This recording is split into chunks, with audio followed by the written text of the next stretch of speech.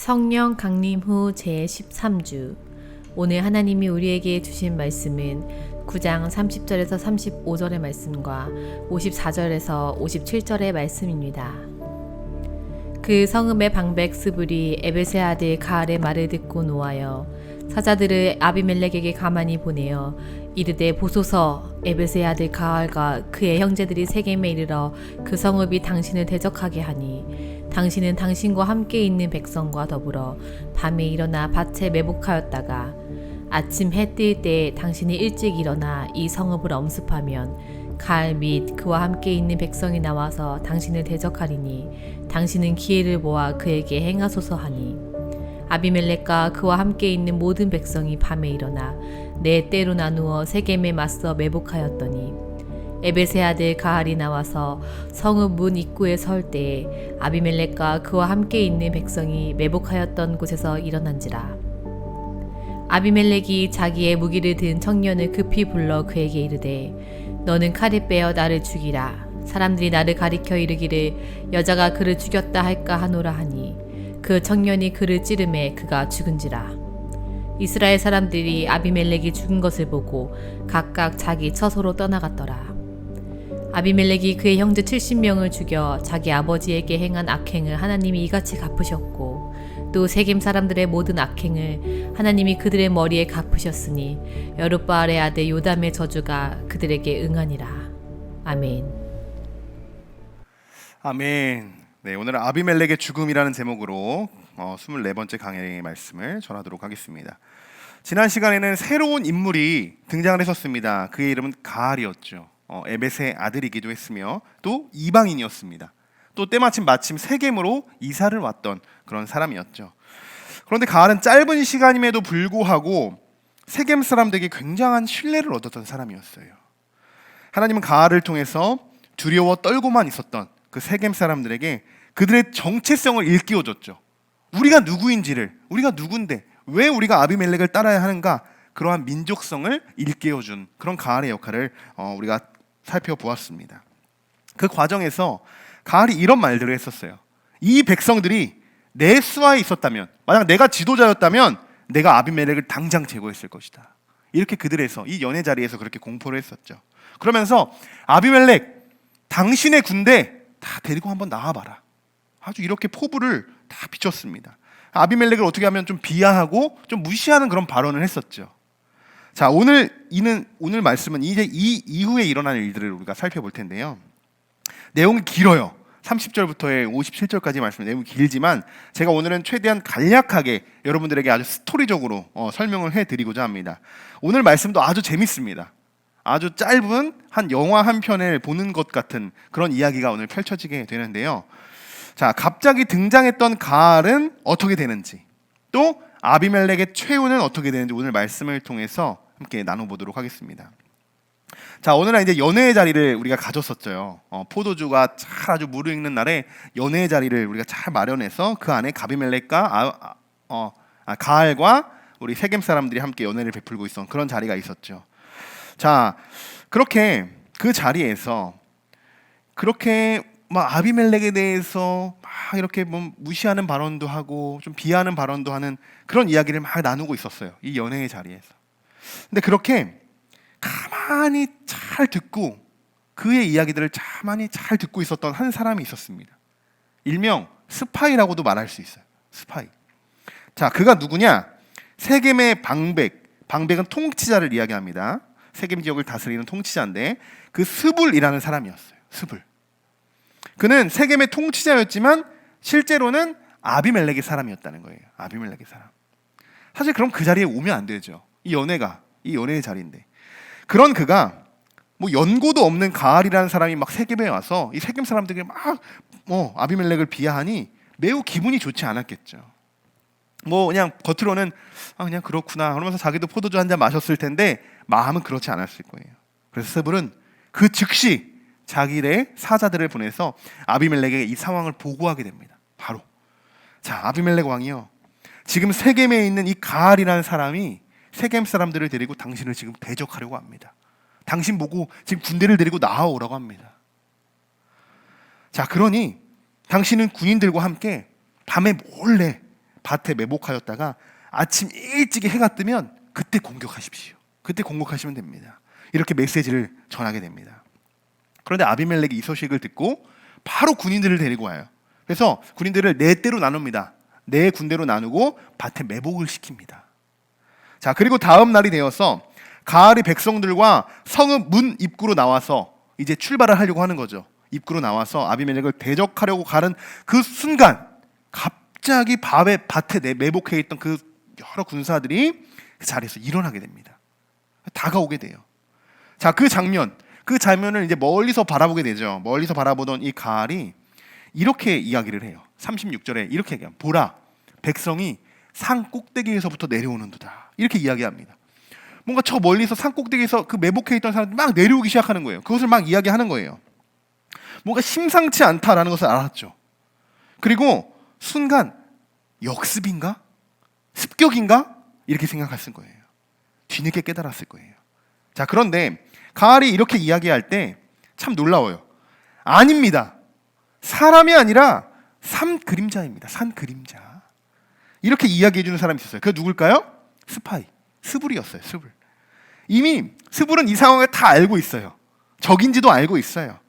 자, 그러자 가알이 다시 스불에게 이렇게 말해요. 그림자가 아니야. 무슨 그림자야. 군대들이잖아. 사람들이잖아.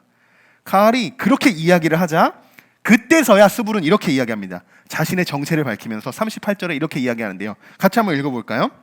스불이 그에게 이르되 네가 전에 말하기를 아비멜렉이 누구이기에 우리가 그를 섬기리요 하던 그 입이 이제 어디 있느냐? 이들이 네가 업신여기던 그 백성이 아니냐? 청하노니 이제 나가서 그들과 싸우라 하니. 아멘. 자, 가알이요, 이 이야기를 듣고서야 스불이 우리 사람이 아니라는 것을 알게 되는 거예요. 우리 사람이. 만약 스불이 그 연회의 자리에 있었고 우리 사람이랑 아니라는 것을 알았으면 막 거기서 이렇게 이야기하지 않았을 거예요. 아비멜렉이 누구냐? 왜 우리가 그에게 복종해야 하는가? 라고 큰 소리 치지 않았습니까? 스불이 이렇게 이야기하는 거예요. 자, 당신이 말하던 군대 데리고 왔습니다. 그럼 한번 싸워보십시오. 완전히 반전이 일어나는 거죠.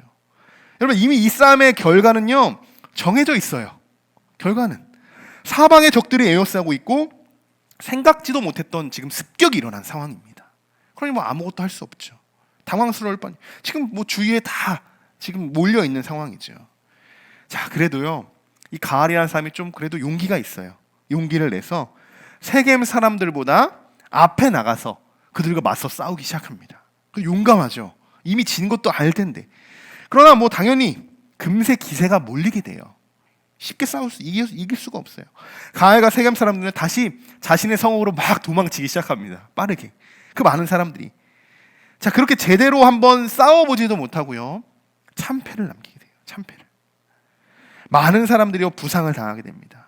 목숨을 잃게 돼요. 그 과정에서. 다행 중 하나는 가알은 죽지 않았어요. 목숨을 부지합니다. 하지만 다시는 세겜의 발을 디딜 수 없도록 세겜에서 쫓겨나게 됩니다. 쫓겨나요. 자, 지금 제가 이제 여러분들에게 말씀해드린 이 설명은요 1차적으로 한번 쭉 설명을 해드린 건데 30절부터 41절까지의 말씀을 제가 압축해서 말씀드린 거예요. 이 스토리를. 이제 머릿속에 어떤 그림인지 좀 그림이 그려지시죠? 가알은 아비멜렉과 제대로 한 번도 싸워보지도 못하고 일방적으로 쫓기기만 했던 뭔가 좀 아쉬운 그런 싸움이었습니다. 자, 이 부분에서 우리가 한번 주목해 봐야 하는 부분은요 이 인물은요 아비멜렉도 아니고 가알도 아니라는 겁니다. 그러면 우리가 주목해 봐야 하는 인물이 누구일까요? 좋은 말로 하면 세겜을 통치하고 있던 스불이고, 좀 뭔가 이것을 아쉬운 마음으로 표현해 본다면 아비멜렉의 스파이였던 스불이라고 말할 수 있습니다. 우리가 먼저 한번 스불을 살펴보려고 하는데요. 자, 스불은 여러분 어떤 사람이라고 말씀드렸죠? 세겜의 방백이라고 했어요. 세겜을 통치하는 통치자, 지도자예요. 그런 직책을 맡고 있음에도 불구하고 뭔가 세겜을 다시 일으키고 이전처럼 회복시키고자 하는 그런 노력을 하는 것이 아니야. 그런 지도자가. 그런 지도자의 노력이 아니라 그냥 아비멜렉 편에 그냥 서 있는 거예요. 아비멜렉 편에. 그리고 연회의 자리는요, 아비멜렉 반대편에 서 있던 사람들이 열게 된 자리예요. 세겜 사람들이 모여서. 지난 시간에 살펴봤듯이 그 사람들은 아비멜렉을 마구 저주했던 사람이에요. 저주했던 그런 사람들이었어요. 가알도 마찬가지였죠. 그런데 스불은 자신의 정체를 숨긴 채 그들의 이야기를 엿듣고 있었다는 이야기예요. 엿듣고 있었다. 가면을 쓰고 있었던 것이죠. 가면을. 결국 이 상황이 어떻게 되었습니까? 스불 한 사람으로 인해서요, 세겜 사람들은 아주 위험한 상황에 처하게 되었어요. 위험한 상황을 보냈죠. 이미 목숨을 많이 잃었으니까. 자, 여러분, 우리도 이러한 갈등을 겪을 때가 있어요. 스불과 같이. 어떤 갈등이냐? 내가 어느 편에 서서 지금 내가 누구를 도와야 하는 건지 도무지 감이 잡히지 않을 때가 있어요. 분별력이 없는 거죠. 스불은 지금 아비멜렉과 세겜 사람들 그 중간에 위치했던 사람이라는 거예요. 지금 그의 위치가. 지난 시간에 가알을 통해서 이 민족성을 깨닫죠. 이스라엘 백성들이 정체성을 다시 깨닫고 막 싸우러 갑시다, 싸우러 갑시다, 이렇게 일심동체가 된단 말이에요. 그런 장면을 스불은 옆에서 지켜봤다는 거예요. 지켜봤어요. 그러면 많은 사람들이 자신의 정체성, 민족성을 깨닫고 다시 회복되고 다시 자신들의 모습을 되찾고자 하면 가알과 함께 아비멜렉을 이 대적하자고 하는 그 마음을 막 품었잖아요. 그들은 그런 장면을 옆에서 지켜봤음에도 불구하고 스불의 마음은 조금도 요동하지 않았다는 거예요. 놀랍죠.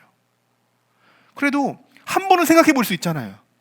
그래, 우리가 왜 아비멜렉을 했을까? 왜 저자를 따르고 있지? 왜 우리가 가시나무에 찔리면서까지 저자를 따르고 있지? 좀 하나님이 가알을 보내셔서 우리에게 이러한 깨달음을 얻게 하려고 하나님이 이렇게 지금 우리에게 말씀해주고 계시는 거 아닐까? 이렇게 한 번이라도 생각할 수 있잖아요.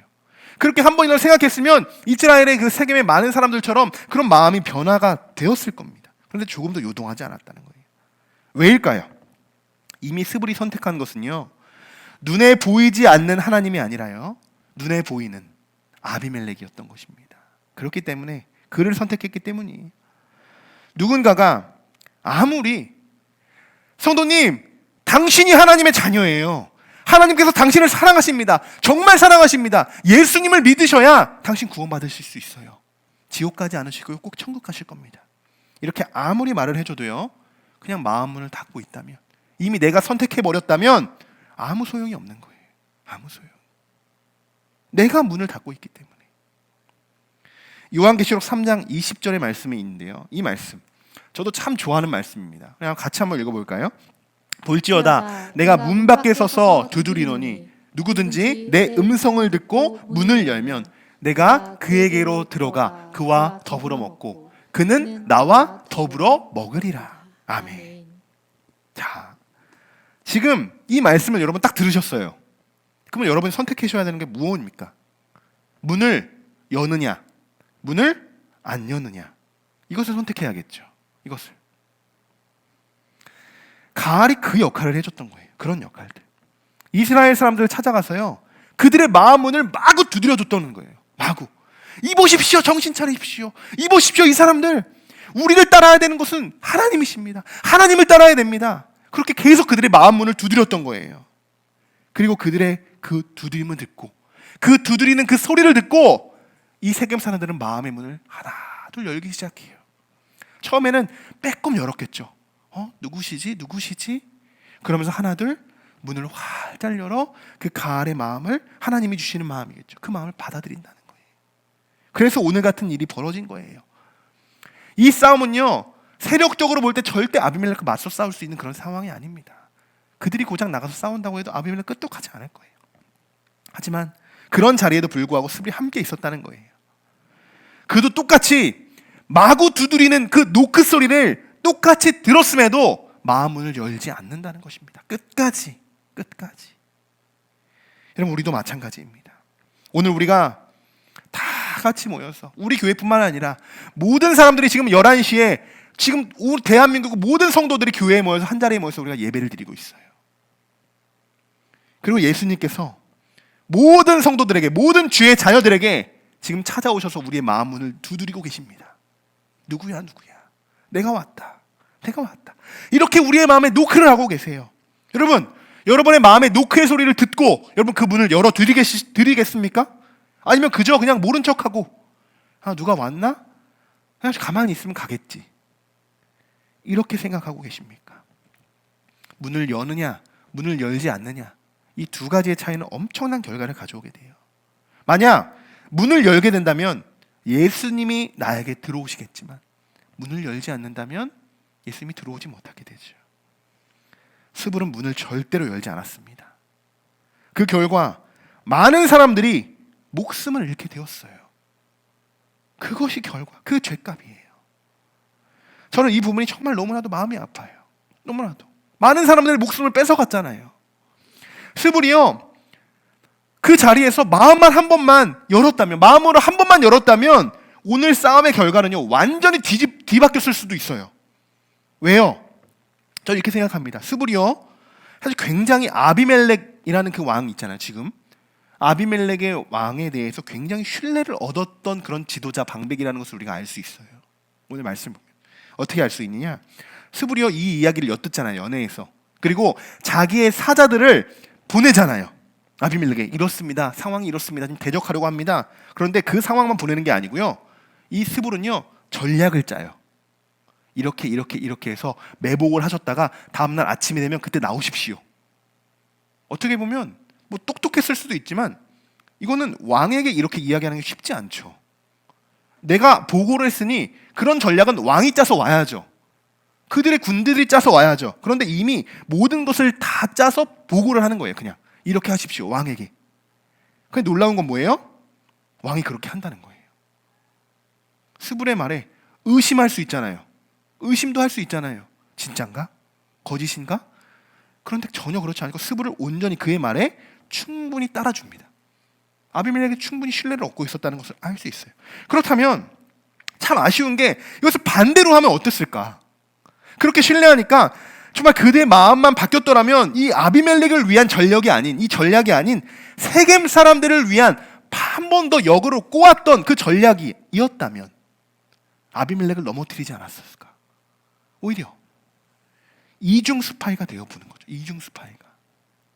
만약 그랬다면 아비멜렉을 손쉽게 물리쳤을지도 모릅니다. 만약. 사랑하는 성도 여러분, 지금 우리의 마음은 어디를 향하고 있습니까? 지금 우리의 마음 또 무엇을 향해 달려가고 계십니까?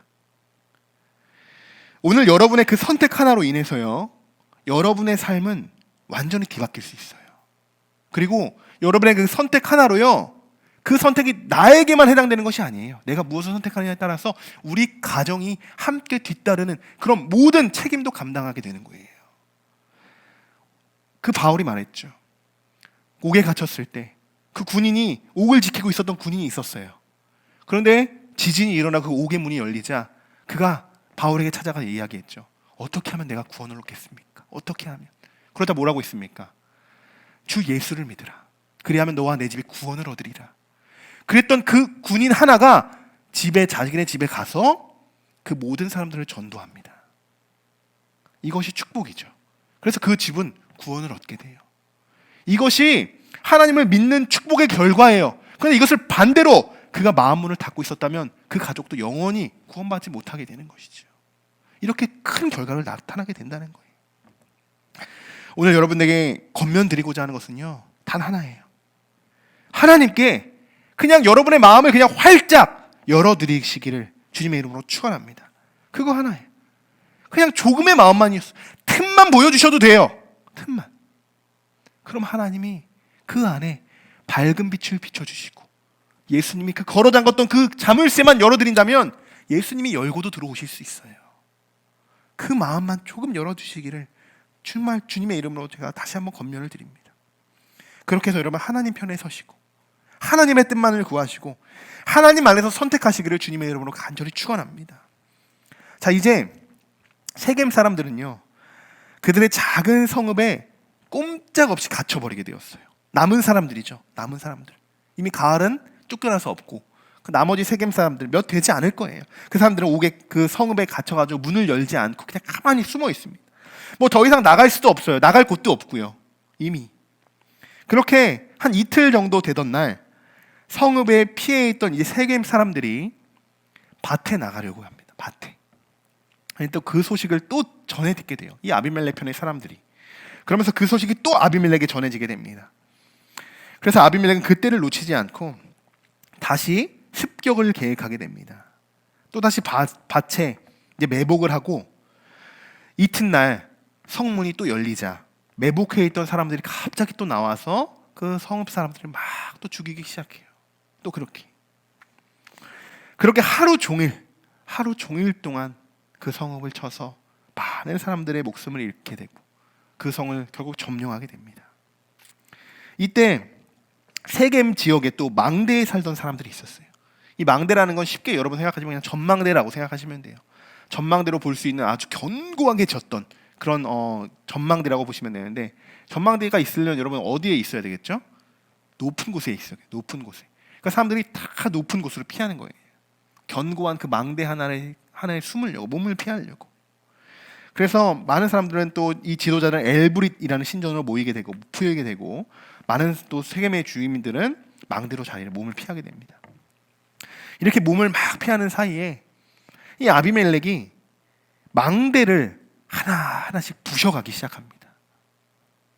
아주 잔인한 방법을 사용해요. 도끼로 일단 나무를 찍습니다. 나무를 찍어서 그 나뭇가지를 모아요. 그리고 그 나뭇가지를 망대 주변, 그리고 망대 안에 다 넣어버리고 어떻게 할까요? 불살라버려요. 그 안에 사람이 있을까요? 없을까요? 있죠. 그 안에 사람들이 피해 있는데 이렇게 잔인하게 사람들의 목숨을 빼앗습니다. 마치 제암리교회를 영산시키는 듯한 그런 장면이기도 해요. 그렇게 해서 죽인 숫자가 무려 1000명이나 됩니다. 1000명. 그렇게 아비멜렉은 또 다른 망대가 있는 곳으로 발길을 돌리고 데베스 성이라는 곳에 도착해서 다시 공격을 합니다. 다 세겜 지역에 있는 그런 장소예요. 그곳에도 아주 견고한 망대가 있었는데 사람들은 모두 그곳으로 들어가서 이제 문을 잠가요. 어떻게 보면 그곳이 마지막 피난처죠. 그들이 피할 수 있는. 그래서 문을 잠그고 망대 위로 올라갑니다. 망대 지붕으로 막 올라가서 몸을 피하고 있어요. 역시나 아비멜렉이 그곳에 이제 도착하고 망대 이제 문에 이제 그가 가까이 오자 그가 불을 지르겠죠. 그가 이제 불을 지르려고 하는 그 순간 한 여인이, 여보 주보 보시면 알 거예요. 주보 앞에 뭐가 있죠? 무슨 그림이 있어요? 오늘 주보의 그림이 뭐죠? 맷돌이에요. 한 여인이 맷돌 윗짝을 번쩍 들어서 망대 아래로 확 던져버립니다. 어떻게 되었을까요? 아비멜렉의 머리를 관통해버려요. 그래서 그가 두개골이 깨져버리게 됩니다. 자, 이 말씀인데 51절부터 53절까지의 말씀이에요. 자, 제가 설명해드렸던 이 상황을 여러분 머릿속에 그림을 그리시고 같이 한번 읽어보겠습니다. 성읍 중에 견고한 망대가 있으므로 그 성을 백성의 남녀가 모두 그리로 도망하여 들어가서 문을 잠그고 망대 꼭대기로 올라간지라. 아비멜렉이 망대 앞에 이르러 공격하며 망대의 문에 가까이 나아가서 그것을 불사르려 하더니 한 여인이 맷돌 윗짝을 아비멜렉의 머리 위에 내려 던져 그의 두개골을 깨뜨리니. 아멘. 자, 한순간이었어요. 한순간. 참 용감해요. 뭐 남자가 그런 것도 아니에요. 사사기는 이렇습니다. 사사기는 드보라 선지자도 있었죠, 여러분. 사사기는요 강한 사사를 사람이 쓰시지 않아요. 늘 약자를 쓰십니다. 한 여인, 이번에도 마찬가지로 한 여인이 이 맷돌을 들어서, 이게 얼마나 무거웠을까요? 저도 한 번도 들어보지는 못한 것 같아요, 맷돌을. 근데 돌이니까 무겁겠죠. 그 돌을 들어서 이렇게 가지고 던질 곳까지 얼마나 힘들었겠어요. 근데 그 여인으로 인해서 아비멜렉을 물리치게 된다는 거예요. 자, 그런데 두개골이 깨졌잖아요. 그럼 뭔가 막 정신도 없고 뭐 지금 거의 다 죽어가는 그런 상태였을 텐데요. 참 신기한 게 아비멜렉이 어떻게 행동하는지 한번 보십시오. 54절 같이 한번 읽어보겠습니다. 아비멜렉이 자기의 무기를 든 청년을 급히 불러 그에게 이르되 너를 칼을 빼어 나를 죽이라. 사람들이 나를 가리켜 이르기를 여자가 그를 죽였다 할까 하노라 하니 그 청년이 그를 찌르매 그가 죽은지라. 아멘. 네. 참 신기한 그런 상황이죠. 자신이 죽기까지, 또 죽는 순간까지 아비멜렉이 지키고자 했던 거는요, 내가 누구한테 죽는가가 더 중요했던 거예요. 여자한테서 죽으면 안 된다는 그 자존심, 그것만 지키고 있었던 거예요. 내가 고작 이름도 모르는 그 한 여인한테 돌을 맞아 죽은 그런 지경이 됐는데 이것을 인정하고 싶지가 않았던 거예요. 그러면서 자신을 따르던 그 부하에게 너 같은 칼로, 지금 들고 있는 칼로 나를 찔러라. 차라리 너 칼에 맞는 게 낫겠다. 이러면서 그 칼에 찔려 죽게 됩니다. 참 미련하죠. 지금 그게 중요한 게 아니잖아요. 그게 중요한 게 아닌데 또 그 사실조차 숨기려고 해요. 왕으로서 뭔가 수치다라고 생각했을 거예요. 그래서 자신의 부하를 불러서 막 이런 상황을 벌이게 되는 겁니다. 그의 죽음은요, 참 보잘것없어요. 정말 허무하게 한순간에 그냥 목숨을 다 잃게 됩니다. 여러분 생각해 보세요.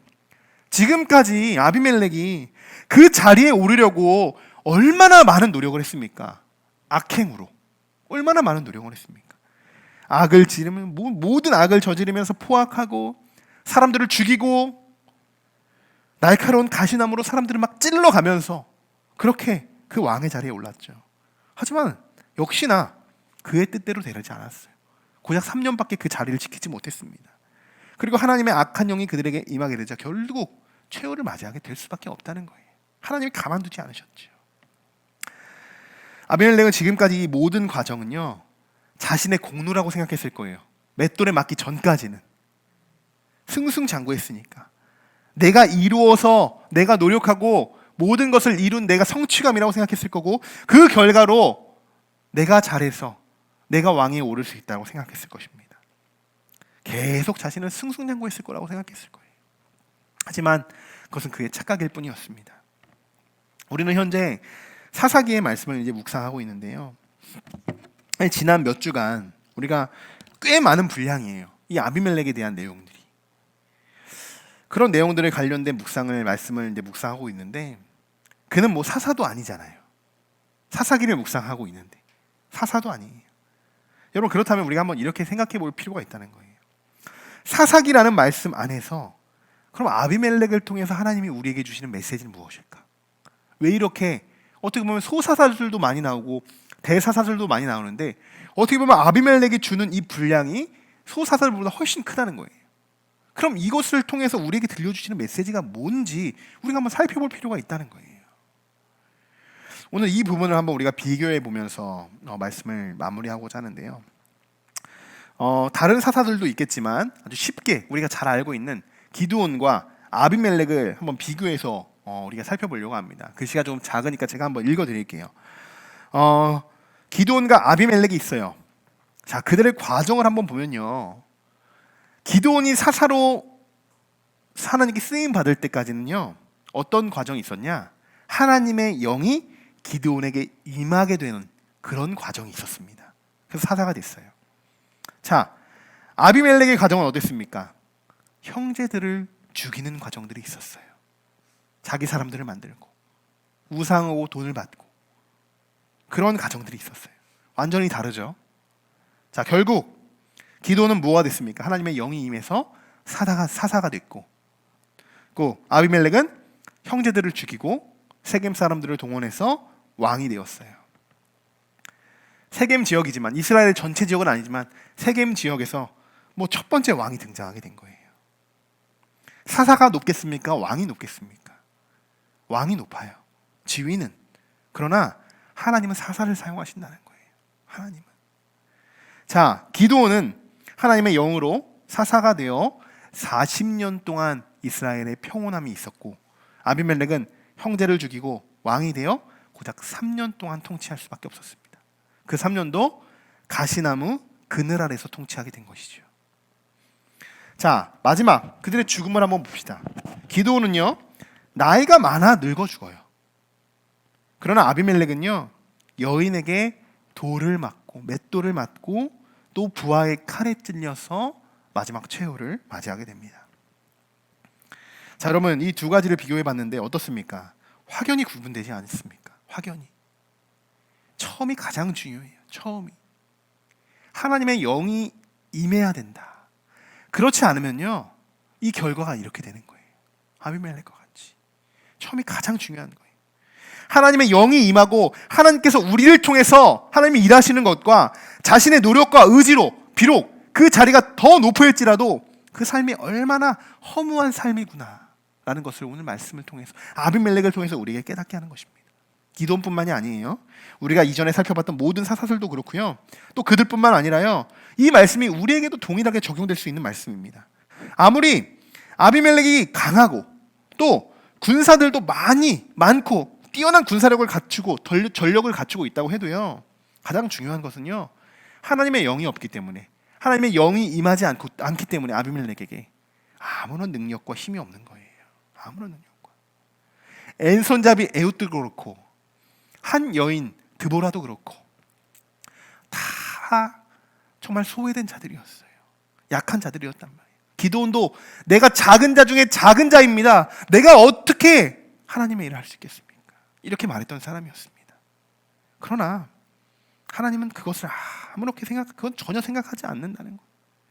하나님의 영이 그냥 그들에게 임하면 하나님이 사용하시고 그 능력을 하나님이 사용하시고 부어주신다는 거예요. 우리의 힘으로 하는 것이 아니라는 것입니다. 여러분, 아무리 강해도요, 하나님이 우리와 함께하지 않으시면 빈 껍데기일 뿐입니다. 빈 껍데기.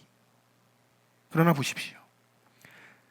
늘 지금까지 사사들처럼 늘 약한 자, 소외된 자, 그들은 어떻습니까? 아무리 강한 족이라도 그냥 손쉽게 물리쳤어요. 여호수아도 그랬죠. 하나님이 그렇게 싸우신다는 거예요. 계속해서 우리들에게 그런 말씀들을 우리에게 비춰주고 계시는 줄 믿습니다. 여러분, 그렇다면 지금 우리들은 아비멜렉과 같은 삶을 살아가겠습니까? 아니면 당연히 사사들과 같은 삶을 살아가야 되겠습니까? 지금 여러분이 선택하고 여러분이 머물고 지금 여러분이 서 있는 그곳이 어떤 곳인지, 아비멜렉의 편에 서 있는지 아니면 하나님 편에 서 있는지 한번 잘 점검해 보시기 바랍니다. 지금 당장 편하고 지금 당장 누리고 내가 기쁨을 갖고 마음껏 이 세상에서 정말 아비멜렉처럼과 모든 것을 내가 누리고 내가 하고 싶은 걸 다 하며 살아가도 그것이 정말 행복하고 즐겁고 나의 기쁨으로 잘 살고 정말 좋은 삶이라고 그렇게 생각할지 몰라도요, 그 안에는 인간의 욕심이 들어갔기 때문에 분명히 죄를 질 수밖에 없는 그런 상황이 분명히 벌어지게 됩니다. 하나님은 그의 악행을 반드시 갚아주십니다. 얼마나 그 아비멜렉 때문에 많은 사람들이 다치고 찔리고 상처를 받으며 목숨을 잃었습니까? 그 악행 하나님이 분명히 갚아주셔요. 분명히. 자, 마지막으로 56절과 57절의 말씀인데요, 이 두 구절만 읽고 말씀 마치도록 하겠습니다. 같이 읽습니다. 아비멜렉이 그의 형제 70명을 죽여 자기 아버지에게 행한 악행을 하나님이 이같이 갚으셨고 또 세겜 사람들의 모든 악행을 그들의 머리에 갚으셨으니 여룻발의 아들 요담의 저주가 그들에게 응하니라. 아멘. 자, 하나님이 갚으셨다고 말씀하고 계십니다. 하나님이 여러분 우리의 아픔을 다 갚아주세요. 우리가 세상에서요 많이 찔리잖아요. 막 가시를 찔리며 살아가잖아요. 그런데 우리는 그것을 막 원망하며 살아가야 될까요? 아니죠. 어차피 하나님이 나중에 다 갚아주신다는 거예요. 그것이 천국의 티켓을 우리에게 주시는 구원의 기쁨인 거예요. 하나님이 갚아주시는 거예요. 인간의 보상, 뭐 세상의 보상, 회사에서 막 뭐 400%, 500% 보너스 받았다고 막 그것이 보상이 아니에요. 하나님이 진짜 우리에게 주시는 보상, 갚아주시는 상, 그것이 구원이고 그것이 우리에게 천국이 되어야 하는 줄 믿습니다. 우리의 기도를 들으시고 응답하시는 하나님, 다시 모든 것을 제자리로 돌려놓으시는 하나님, 우리의 아픔을 다시 갚아주시는 하나님, 그리고 우리를 회복시키시는 하나님을 여러분 신뢰하시며 이번 한 주간도 하나님의 인도하심을 받으시는 우리 함께하는 교회 모든 성도분들이 되시기를 주님의 이름으로 간절히 축원합니다.